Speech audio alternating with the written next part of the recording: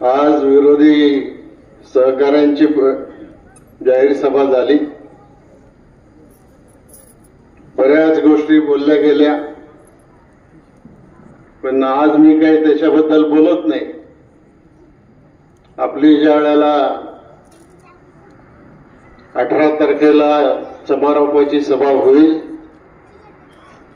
त्यावेळेला या सगळ्या प्रश्नाची उत्तरं मी त्या ठिकाणी दिल्याशिवाय राहणार नाही. एवढी गोष्ट आपण लक्षामध्ये ठेवा. कारण शेवटी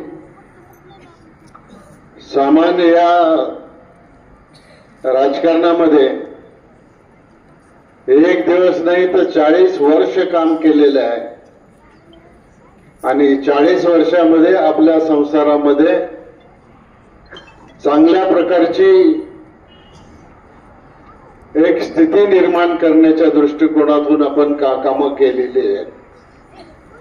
परंतु आज जो मुख्य प्रश्न आहे की आपलं पाणी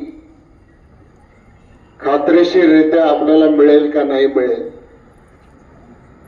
आपलं डिंब्यातलं पाणी जर नगर जिल्ह्यात जाणार असेल तर आपलं जे नुकसान होईल ते नुकसान आपल्याला होऊ द्यायचं नाही.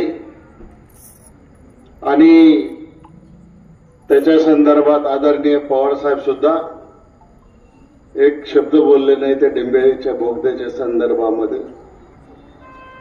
त्यामुळं तुम्ही सगळ्यांनी समजून घेतलं पाहिजे